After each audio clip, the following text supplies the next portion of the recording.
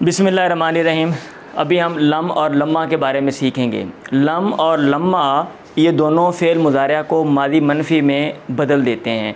मादी मनफ़ी का मतलब ये होता है कि ये काम ज़माना मादी में नहीं हुआ, लेकिन इन दोनों में तीन फ़र्क हैं।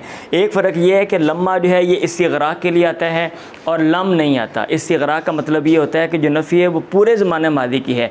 लम्मा यदरिब का मतलब है उसने अभी तक नहीं मारा, कभी भी नहीं मारा ज़माना मादी में। और लम यदरिब का मतलब होता है उसने नहीं मारा, यानी सिर्फ नफ़ी होती है, वहाँ पे इस्तिग़राक़ नहीं होता।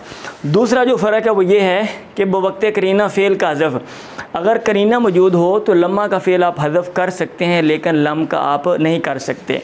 जैसे नादिमा ज़ैदुन, ज़ैद पछताया, ज़ैद पशेमान हुआ, ज़ैद शर्मिंदा हुआ। वलम्मा के बाद आगे जो फ़ेल है वो हज़फ़ है, और वो ये है कि वलम्मा यनफ़ाहु अन्नादामु, पशेमान होना इसने उसको अभी तक फ़ायदा नहीं पहुंचाया। तो यहाँ पे लम्मा का फ़ेल जो है वो हज़फ़ है, क्योंकि करीना मौजूद है, और वो करीना क्या है, वो पीछे वाला जुमला उसके बारे में बतला रहा है। और जो तीसरा फ़र्क है वो ये है कि आइंदा वक़ूए फ़ेल की तवक्को लम्मा में जो है ना वो क्या कहते हैं होती है, और लम में नहीं होती। ठीक। कामल अमीर वलम्मा यरकब, अमीर खड़े हो गए हैं लेकिन अभी तक वो सवार नहीं हुए। तो तवक्को थी कि भाई उन्होंने सवार होना है, लेकिन अभी तक वो सवार नहीं हुए।